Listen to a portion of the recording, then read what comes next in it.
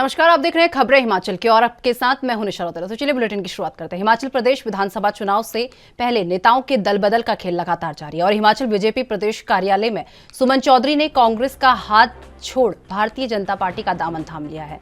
प्रदेश के मुख्यमंत्री जयराम ठाकुर, हिमाचल बीजेपी चुनाव प्रभारी सौदान सिंह और बीजेपी के वरिष्ठ नेता मंगल पांडे की मौजूदगी में सुमन चौधरी ने बीजेपी की सदस्यता ली।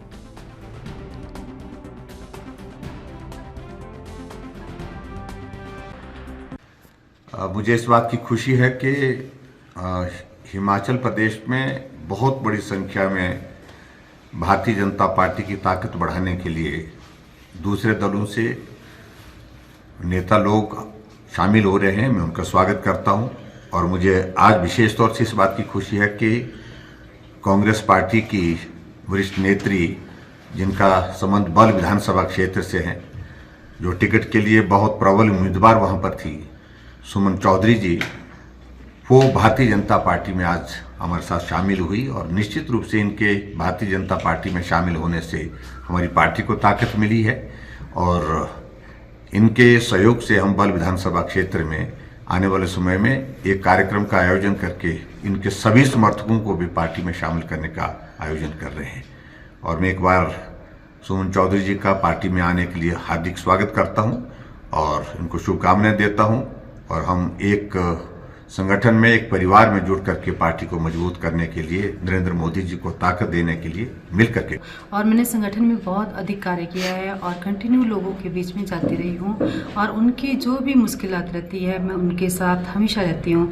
और मैंने ये बीड़ा इसलिए उठाया था लोगों के बीच में जाने के लिए कि मैं उनके दुख दर्दों को कम कर सकूँ और जो उनके माथे पे जो फिक्र की लकीरें पड़ी हैं उनको दूर कर सकूँ। इसीलिए मैं लोगों के बीच में जाती थी, जो भी समस्या रहती थी मैं उनके साथ जुड़ती थी। तो जब मैं पार्टी से जुड़ी थी, काफ़ी टाइम पहले से मैं जुड़ी हूँ, कंटिन्यू इस कार्य को करती आ रही हूँ। और अब आज जब मुझे लगा ऐसा कि अब मेरा टाइम आ गया है कि मैं अपने लोगों की सेवा करूँगी, बल्कि लोगों की सेवा करूँगी, जो उनकी मुश्किलें हैं, समस्या, उनको दूर करने का भरसक प्रयास करूँगी। तो उसके लिए मुझे एक शक्ति की जरूरत थी, एक पावर की जरूरत थी। उस पावर के चलते मैं लोगों की समस्याओं को हल कर सकती थी।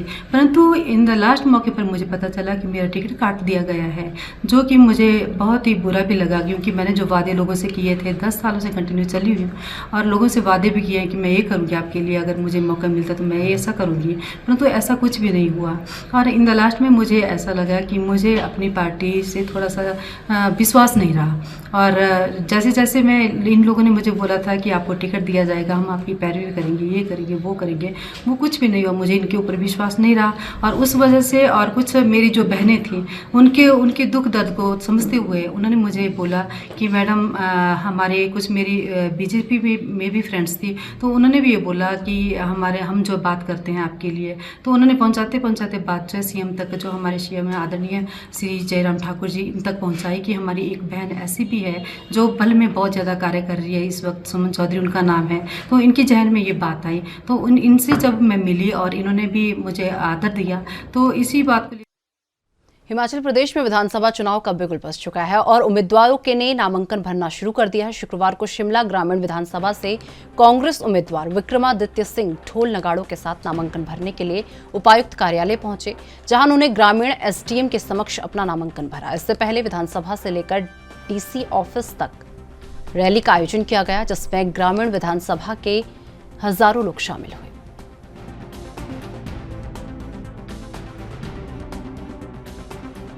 मैं दूसरी बारी शिमला ग्रामीण निर्वाचन क्षेत्र से अपना नामांकन पत्र सभी के आशीर्वाद, सहयोग और प्यार से भरा है। खुशी है मुझे ये कहते हुए कि पिछले 5 साल में शिमला ग्रामीण में हमने विपक्ष में रहते हुए करीबन 100 करोड़ रुपए के विकास कार्य करवाए हैं और आने वाले समय में, क्योंकि बेरोज़गारी सबसे बड़ा मुद्दा है, इसलिए जब हमारी सरकार बनेगी, हम जीतेंगे, हम मिलकर करीबन 5000 नौकरियां शिमला ग्रामीण के अंदर आने वाले समय में पैदा करेंगे। इसके अलावा जो भी यहाँ पे रिक्त पद हमारे अस्पतालों में, स्कूलों में और इंस्टीट्यूशंस में चल रहे हैं, उनको भरने का काम किया जाएगा। बाकी जहाँ तक प्रदेश स्तर की बात है, जो हमने वादे, हमारी 10 गारंटीज़ हमने दी है, चाहे वो OPS है गारंटी नंबर 1, चाहे हमारे महिलाओं के लिए समान राशि 1500 रुपये जो हमने जो मासिक पेंशन देने की बात करी है, युवाओं के लिए 680 करोड़ रुपए का पैकेज, हर निर्वाचन क्षेत्र में 10 करोड़ रुपए का बिना ब्याज का ऋण देने की बात करी है। बाकी और भी जो मसले हैं उनको भी हम सकारात्मक तरीके से पूरा करेंगे, सही का समर्थन करेंगे, गलत का विरोध करेंगे और शिमला ग्रामीण को हिमाचल प्रदेश का सर्वश्रेष्ठ निर्वाचन क्षेत्र, जो सपना स्वर्गीय राजा वीरभद्र सिंह जी का था, जिन्होंने करीबन 1500 करोड़ रुपए के विकास कार्य शिमला ग्रामीण में किए, उसको और ऊंचाइयों पर सभी के आशीर्वाद के साथ, सभी के सहयोग के साथ, सभी के समर्थन के साथ हम आगे लेकर जाएंगे। और जो कुछ कमियां विपक्ष में रहते हुए रह गई थी, क्योंकि हमारे हाथ बंधे हुए थे, ईश्वर के आशीर्वाद की वजह से हमारी सरकार बनेगी। हम खुलकर आने वाले समय में शिमला ग्रामीण में विकास के कार्य करवाएंगे। यही मैं आज संकल्प लेकर यहाँ पर आया हूँ और जितना भी हमारे साथ जन सैलाब यहाँ पर आया है उनका भी मैं दिल की गहराइयों से बहुत बहुत धन्यवाद करता हूँ। और जीत के लिए हम पूरी तरीके से काम भी करेंगे, धरातल पे कार्य करेंगे और जीतेंगे, कांग्रेस पार्टी को जिताएंगे, ये मैं कह सकता हूँ। किसी व्यक्ति विशेष के साथ नहीं है, वो किसी को भी अपना टिकट दें, चाहे ए है, चाहे बी है, चाहे सी है। हमारा जो निशाना है, मछली की आंख की तरह हमारा निशाना जो है वो बिल्कुल साफ है। हमने शिमला ग्रामीण का विकास करवाना है, शिमला ग्रामीण को नई ऊंचाइयों पर लेकर जाना है। हमारा प्रतिद्वंदी कौन है कौन नहीं है उससे हमें फ़र्क नहीं पड़ता है। हम धरातल पे मजबूत है और मजबूती के साथ आने वाले समय में चुनाव प्रचार में उतरेंगे, सब मिलकर आगे बढ़ेंगे और जीतेंगे। और भाजपा ने पिछले 5 साल में जो सहयोग सरकार की ओर से मिलना चाहिए था वो नहीं मिला है। एक उदाहरण ही मैं दूंगा, जो डिग्री कॉलेज उन्होंने आनन फानन में जलोग के अंदर जिसकी घोषणा करी है, अभी मैंने डिपार्टमेंट से पता किया है, मात्र 5 लाख रुपए, 3-4 लाख रुपए का उसके लिए बजट रखा है। आप ही बताइए कि 4-5 लाख में कौन सी जो है वो कॉलेज की भवन का निर्माण होता है। ये सब चीज़ें वो हमारे लिए जयराम जी छोड़कर जा रहे हैं। तो आने वाले समय में इन चीज़ों को हम पूरा करेंगे। चाहे वो एसडीएम कार्यालय सुन्नी है, उसको भी हम आने वाले समय में पूरी तरीके से फुली फंक्शनल, आज तो एक टांग एसडीएम की शिमला में है, एक टांग सुन्नी में है, हम fully functional SDM office Sunni के अंदर चलाएंगे, कॉलेजेस चलाएंगे। और जैसा मैंने कहा, इसके साथ जो सबसे बड़ा हमारी सबसे बड़ी हमारी वो है सोच है कि हमने 5000 नौकरियां शिमला ग्रामीण के अंदर पैदा करनी है। इसको हमारी सबसे बड़ी प्रायोरिटी रहेगी। बाकी और भी जो इंस्टीट्यूशनल कमियां हैं, रिक्त पद है, उनको भी हम आने वाले समय में बढ़ेंगे, पूरा करेंगे, ये विश्वास में। हिमाचल प्रदेश में विधानसभा चुनाव की तारीखों के ऐलान के बाद अब नामांकन का दौर जारी है और इसी कड़ी में धर्मशाला सीट से कांग्रेस प्रत्याशी पूर्व मंत्री सुधीर शर्मा ने आज अपना नामांकन पत्र दाखिल किया है। वहीं बिलासपुर जिले के घुमरावी विधानसभा से बीजेपी प्रत्याशी राजेंद्र गर्ग ने भी आज सुबह 11 बजे अपना नामांकन निर्वाचन अधिकारी राजीव ठाकुर के समक्ष दाखिल किया है। आपको बता दें कि हिमाचल प्रदेश विधानसभा चुनाव से पहले नेताओं के दल बदल का खेल भी लगातार जारी है। गुरुवार देर रात हिमाचल बीजेपी प्रदेश कार्यालय में सुमन चौधरी ने कांग्रेस का हाथ छोड़ बीजेपी का दामन थाम लिया है। कांग्रेस की ओर से टिकट न मिलने से सुमन चौधरी नाराज थी, जिन्हें सीएम जयराम ठाकुर की मौजूदगी में बीजेपी में शामिल किया गया।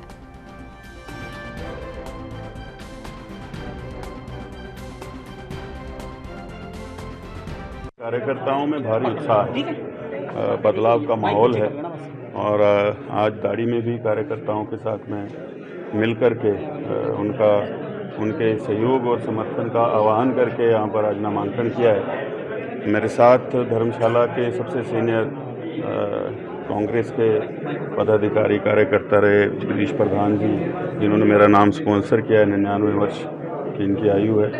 हमारी पंचायत समिति की अध्यक्षा हैं मंजू चौधरी जी, बहादुर कपूर जी हमारे जो जिला कांग्रेस के महासचिव हैं, इन्होंने आज यहाँ पर मेरे साथ आकर अंदर नामांकन में मुझे स्पॉन्सर किया है और कार्यकर्ताओं का उत्साह देखने लायक है।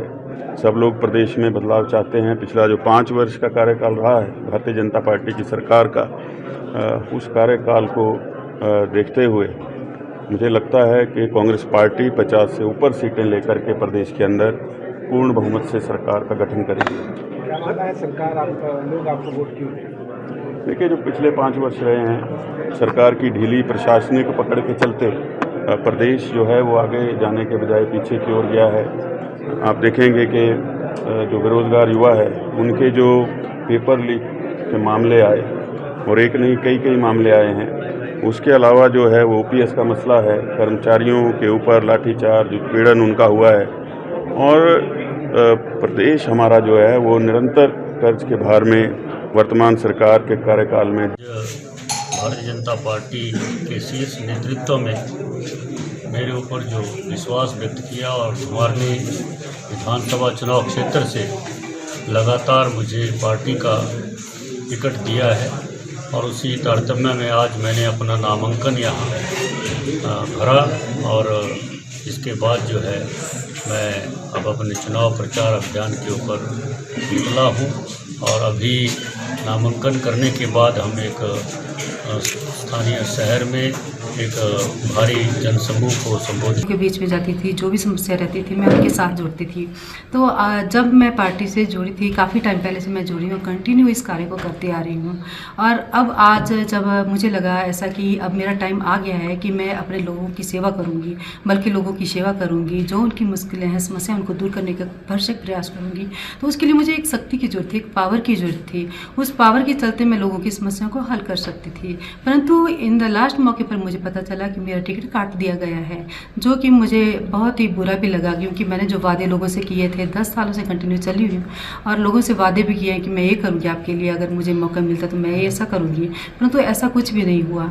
और इन द लास्ट में मुझे ऐसा लगा कि मुझे अपनी पार्टी से थोड़ा सा विश्वास नहीं रहा और जैसे जैसे मैं इन लोगों ने मुझे बोला था कि आपको टिकट दिया जाएगा, हम आपकी पैरवी करेंगे, ये करेंगे, वो करेंगे, वो कुछ भी नहीं हुआ। मुझे इनके ऊपर विश्वास नहीं रहा और उस वजह से और कुछ मेरी जो बहनें थी उनके दुख दर्द को समझते हुए उन्होंने मुझे बोला कि मैडम हमारे कुछ मेरी बीजेपी में भी फ्रेंड्स थी, तो उन्होंने भी ये बोला कि हम जो बात करते हैं आपके लिए, तो उन्होंने पहुँचाते बात जो है सीएम तक, जो हमारे सीएम आदरणीय श्री जयराम ठाकुर जी तक पहुँचाई कि हमारी एक बहन ऐसी भी है जो बल में बहुत ज़्यादा कार्य कर रही है, इस वक्त सुमन चौधरी उनका नाम है। तो इनके जहन में ये बात आई, तो इनसे जब मैं मिली और इन्होंने भी मुझे आदर दिया, तो इसी बात को लेकर मैं इनसे मिली कि सर मुझे आपको स्ट्रॉन्ग करना है, क्योंकि मंडी जिला में पहली बार जो है मुख्यमंत्री बने हैं। पूर्व मंत्री सुधीर शर्मा ने कांग्रेस के टिकट पर धर्मशाला से आज शुक्रवार को अपना नामांकन पत्र दाखिल किया है। एसडीएम धर्मशाला कार्यालय चुनाव रिटर्निंग ऑफिस में वो अपने परिवार व समर्थकों के साथ पहुंचे और नॉमिनेशन फाइल किया। इससे पहले दाड़ी मेला मैदान में कांग्रेस उम्मीदवार की जनसभा भी आयोजित की गई, जिसमें काफी लोग मौजूद रहे। सुधीर शर्मा ने नामांकन दाखिल करते हुए धर्मशाला में पत्रकारों से बातचीत करते हुए कहा कि 2012 से 2017 में हुए विकास कार्यों को एक बार फिर से गति प्रदान की जाएगी। उन्होंने आगे कहा कि स्मार्ट सिटी, केंद्रीय विश्वविद्यालय धर्मशाला के कार्यों को तेजी से आगे बढ़ाया जाएगा। इसके साथ ही उन्होंने कहा कि धर्मशाला में पर्यटन की दृष्टि से बहुत अधिक काम करने की जरूरत है। कार्यकर्ताओं में भारी उत्साह है, बदलाव का माहौल है और आज दाड़ी में भी कार्यकर्ताओं के साथ में मिलकर के उनके सहयोग और समर्थन का आह्वान करके यहाँ पर आज नामांकन किया है। मेरे साथ धर्मशाला के सबसे सीनियर कांग्रेस के पदाधिकारी कार्यकर्ता रहे गिरीश प्रधान जी, जिन्होंने मेरा नाम स्पॉन्सर किया है। 99 वर्ष की इनकी आयु है। हमारी पंचायत समिति की अध्यक्षा हैं मंजू चौधरी जी, बहादुर कपूर जी हमारे जो जिला कांग्रेस के महासचिव हैं, इन्होंने आज यहाँ पर मेरे साथ आकर अंदर नामांकन में मुझे स्पॉन्सर किया है और कार्यकर्ताओं का उत्साह देखने लायक है।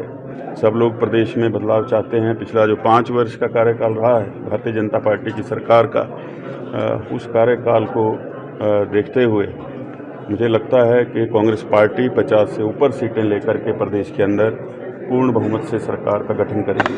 क्या मानना है सरकार लोग आपको वोट क्यों दें? देखिए, जो पिछले 5 वर्ष रहे हैं सरकार की ढीली प्रशासनिक पकड़ के चलते प्रदेश जो है वो आगे जाने के बजाय पीछे की ओर गया है। आप देखेंगे कि जो बेरोजगार युवा है उनके जो पेपर लीक के मामले आए और एक नहीं कई मामले आए हैं, उसके अलावा जो है वो ओपीएस का मसला है, कर्मचारियों के ऊपर लाठीचार्ज उत्पीड़न उनका हुआ है और प्रदेश हमारा जो है वो निरंतर कर्ज के भार में वर्तमान सरकार के कार्यकाल में डूबा है। कोई ऐसी बड़ी उपलब्धि वर्तमान सरकार की नहीं है जिससे कि सरकार अपनी पीठ थपथपा करके कह सके कि हमने ये एक काम जो है वो प्रदेश में बड़ा काम किया। देखिए, मेरा ये मानना है कि धर्मशाला चुनाव क्षेत्र जो है वो अंतर्राष्ट्रीय नक्शे पर है, वो उस वजह से भी महत्वपूर्ण है। पर्यटन के ऊपर बहुत काम होगा आने वाले समय में, और स्थानीय जो हमारे बेरोज़गार हैं उनको यहीं पर लोकल एम्प्लॉयमेंट जनरेट करने का, चाहे वो IT पार्क के माध्यम से है या अन्य माध्यमों से है, उसके ऊपर काम होगा। और अंतर्राष्ट्रीय स्तर का जो है आधारभूत ढांचा, इंफ्रास्ट्रक्चर जो है उसको बिल्ड किया जाएगा। जिस सोच के साथ हम लोग स्मार्ट सिटी लाए थे और जिस सोच के साथ ट्यूलिप गार्डन और अन्य चीज़ें लाए थे, उनको गति दी जाएगी। जो मेरा ये मानना है और जो हमने ध्येय किया हुआ है कि प्रथम वर्ष में ही जो है हमको इन सारे चीज़ों को शुरू कर देना है, ताकि ये समय रहते पूरी हों और जनता के लिए आई हैं तो जनता के काम आए। मैंने आपसे पहले ही कहा 50 से ऊपर का आंकड़ा कांग्रेस पार करेगी, पूर्ण बहुमत से सरकार बनेगी। ये भारतीय जनता पार्टी का आंतरिक मसला है, उसके ऊपर मैं कोई टिप्पणी नहीं करना चाहता। हम लोग जो हैं वो अपने कार्यकर्ताओं की और स्थानीय जनता की ताकत, आशीर्वाद और समर्थन से ये तो चलिए मेरे साथ इस बुलेटिन में बस इतना ही। देश दुनिया की तमाम बड़ी खबरों के लिए देखते रहिए NB न्यूज़। नमस्कार।